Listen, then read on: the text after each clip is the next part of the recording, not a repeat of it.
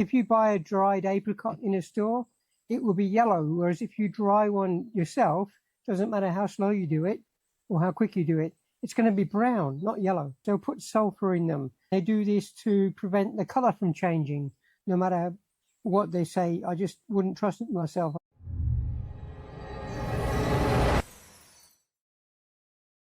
G'day everyone. Hello everybody. Today we're going to talk about dried fruit. We've been asked our opinion on that, so we're going to talk about what we think about dried fruit today. Yeah. So as you know, we're fruitarian. So dried fruit is fruit. That's true. Dried fruit is a fruit, but so is cooked fruit. Cooked fruit is a fruit as well. Frozen fruit is a fruit as well. Obviously, the ideal is always to eat ripe, as closely picked from the tree as you can, really. That's the ideal. But I've laid it clear in the ethical food tower, which I created in my books. At the very top, we've got fruit. At the very bottom, there's the basement foods, which is basically animal flesh and animal secretions. And a little bit above that, you've got grains and monocrop cereal stuff and that there. At the very top is fruit.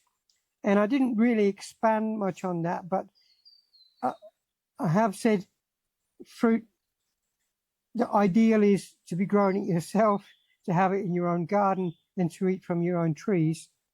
But if you have an abundance, then and you go for periods of time where you don't have any fruit at all, then it may be an idea to preserve it in some way. And full disclosure, we do that. There are times when we have an abundance of fruit from the garden, like mangoes or jackfruit, and we can't eat them all, so we freeze them. And a few years ago, we decided that we would try to dry some fruit as well. So we bought ourselves a small dehydrator, and we started using it to dry some fruit that we had surplus of, too much of, thinking it'd be good to have it preserved in times when we don't have much fruit. And we hardly touched the stuff. We dried a lot of bananas, we dried tomatoes, we dried jackfruit, we dried a whole bunch of different fruit, and we ate a little bit of it, but really not much at all. It wasn't something that appealed. So we're not fully against the idea of eating it. We do understand it has its place. We do understand that if you're going to do some pilgrimage and going to be walking for days, it will be easier to have dried fruit in your backpack than filling it up with oranges, which are really going to weigh you down. So dried fruit, yeah, it's got its place. It's not ideal, but it's got its place. Yes. Well, true is, that's a good point. If you need to go somewhere, like people climbing mountains, they usually take such stuff like dried fruit and nuts because it doesn't weigh much. But there's a catch. Those things make you more thirsty because depending on how the fruit is dried, so is the nuts in this case. You know, it's also the process itself. It indicates the quality, because if you dry fruit on a too high heat, so it's too fast, that's done commercially, and also the chemicals are added to it just for the sake so it can be on a shelf the longest time possible. Yeah, so yeah, it's very true, because when we got our dehydrator, we read the manual a little bit, not much. I'm not much into reading manuals, but we looked at it a little bit, and we set it on the lowest heat possible and left it for the longest. So when we dried the fruit, it was dried for 24 hours rather than 6 hours or 12 hours, however long it takes. People generally, when they're drying fruit to sell commercially, they want to get through that process as quick as possible because it's like a production line. So when you buy fruit which is dried, it's obviously going to be less ideal than something that you're able to dry at your own pace at your own home. Yes. I believe if you dry fruit at a very low temperature, the idea is on the sun, but you know, we have here so much insect, and I don't want to get into details, but we decided to buy the good dryer and do it that way, then on the sun. I would also add, though, that in some cases the sun can be so hot that if you're sun drying it, it will dry it quicker and hotter than if you've got a dehydrator in your own home that you're controlling the temperature of. So I don't think it's always the best to be drying by the sun, because you'll be really cooking it. Yeah, and that is very good point, especially now. You know, the sun is getting more aggressive. I don't know if it's in a place where you live, but here in the Australian tropics, it's definitely true. Like if the sun at some days burning like fire, it's not usual heat from the sun. You know, I'm on the sun, I love sun often throughout my life, and this is only last few years occurred. So I believe the longest you can take to dry the fruit, but not risking it may start getting off, you know. It's the best quality, because if you do it slowly, the juice doesn't have a time vaporized, but he would more that the juice stay in the fruit and change into more like syrupy consistency. Not even syrupy, more like concentrated. That's what I try to say. So actually, therefore, the dried fruit we made taste just really beautiful. You know, my mom, she used to buy commercially produced dried fruit. I never was in a dried fruit, but she was. And sometimes she will offer me a bit. And I may take like one piece and don't even finish it, because I could taste the chemicals in it. It didn't taste natural to me. But when I taste the ones we made here at home, it was totally different story. I could not believe how beautiful that dried fruit is. And even it's so yummy, I don't get attracted to it. I have it very rarely. And if I have it, I just want maximum 3 pieces of bananas. I cut them lengthwise. I find that's better. That keeps more that kind of good banana moisture in. Yeah. So, yeah. How about you? Yeah, she has a point, because they do, as well as drying them at too high a heat, the commercial ones, they'll put sulfur in them, and they do this to prevent the color from changing. So if you buy a dried apricot in a store, it will be yellow, whereas if you dry one yourself, doesn't matter how slow you do it or how quick you do it, it's going to be brown, not yellow. Orangey brown. Orangey brown color. More brown, I think. Yes, yes. So I definitely wouldn't advise you getting commercial dried fruits, no matter what they say. I just wouldn't trust it myself. I wouldn't trust what they're saying. And I also should want to add that no matter how slowly you dry it, it will still, in a way, be akin to cooked food, because you'll notice that the instinctive stop is missing afterwards. Like if you're sitting down eating mangoes, you will reach a point where you feel like either you don't want them anymore, or it could be that your tongue doesn't like the taste of them anymore. And at this point, that's when you would stop eating them. But when they're dried, it's easy for people to just keep eating them, rather like chocolate or something. So in that sense, it's not ideal, but it's still fruit. It's still something which is doing less harm. I mean, obviously the dehydrator is using electricity. It's not ideal in that sense, but you're still causing a lot less harm than you would do with many other kind of foods. That's for sure. I think it's not the food you can have a meal of. And as Mango said, if you open bag with dried fruit and you can't stop, that's indication it's cooked. Okay. Somebody's biting my bum. You get yourself comfy. You're gone. Okay. Yeah. So it's dried fruit is not ideal, but I think it's in a way ideal if we in a survivor mode.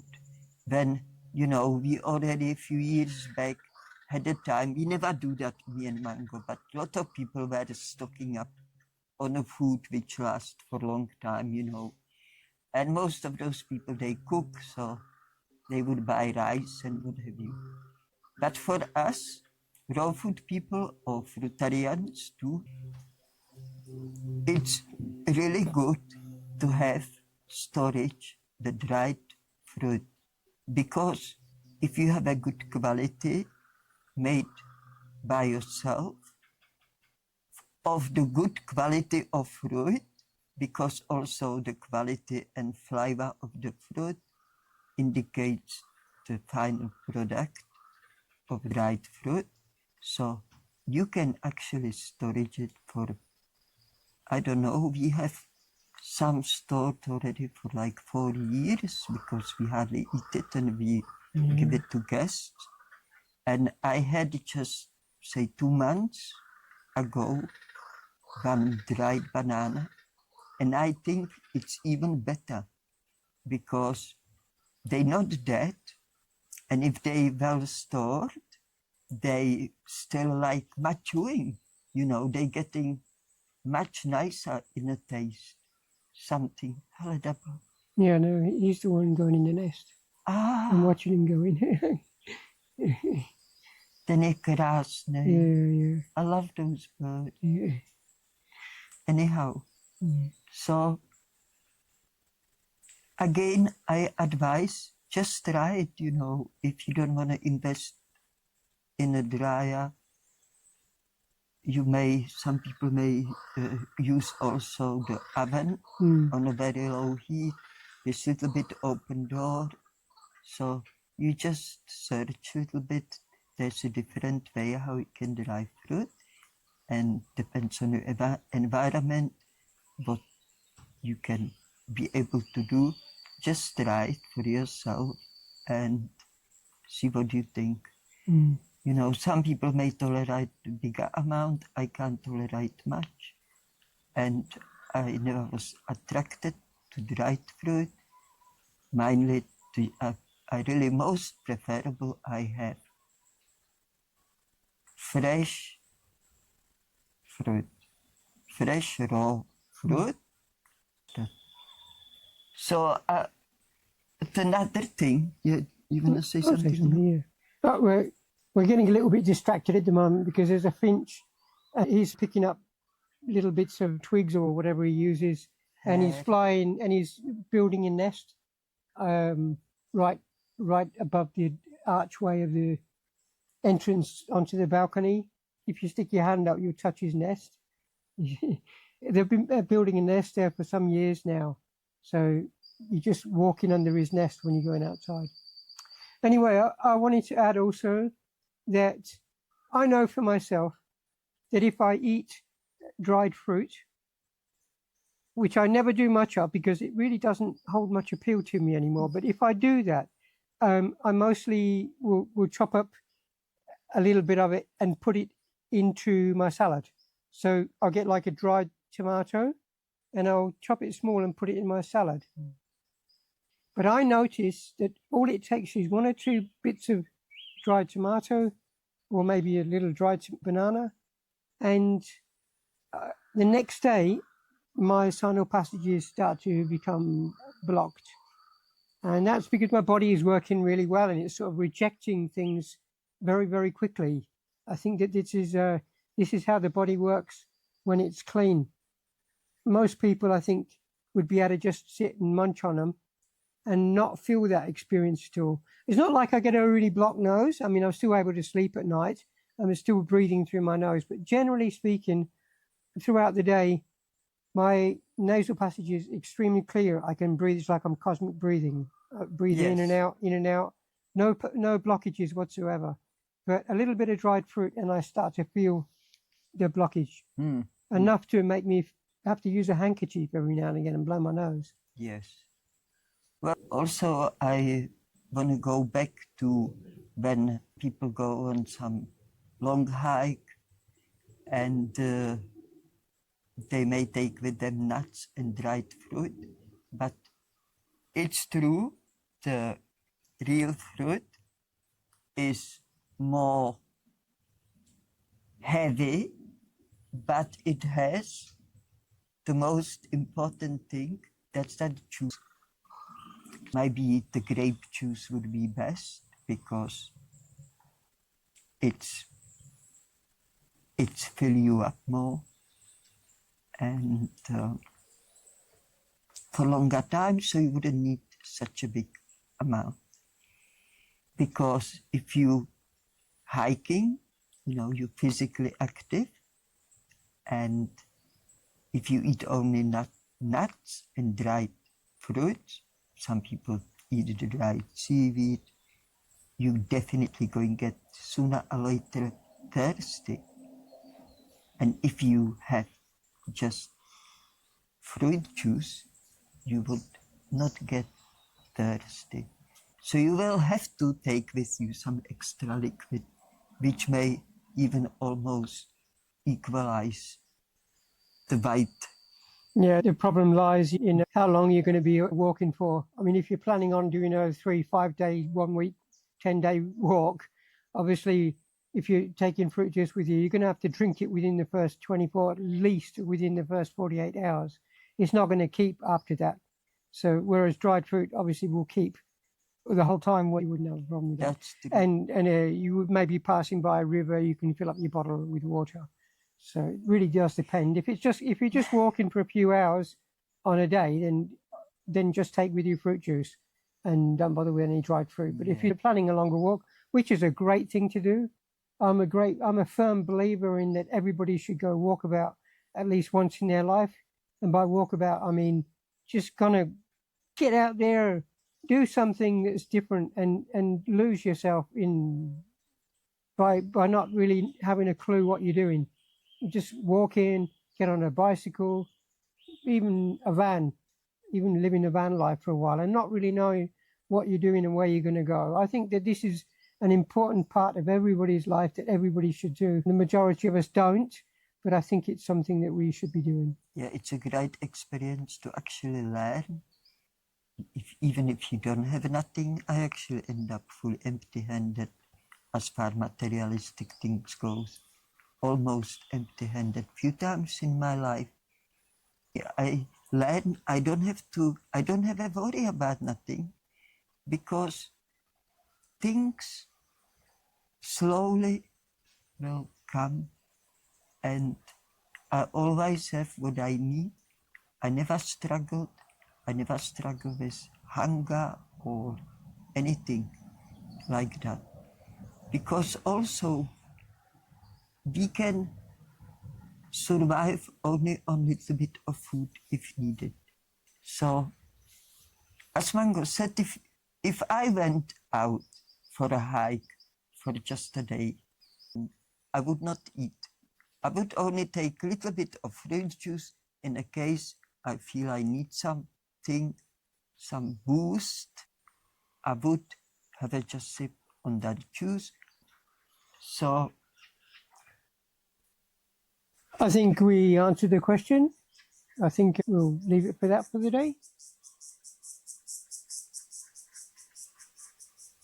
yeah. So we'll say goodbye for today. Goodbye from me. And that's goodbye from me. So Yeah. don't forget about love. Love is most important thing you can have in your life. And till next time, we love you and take care. Bye.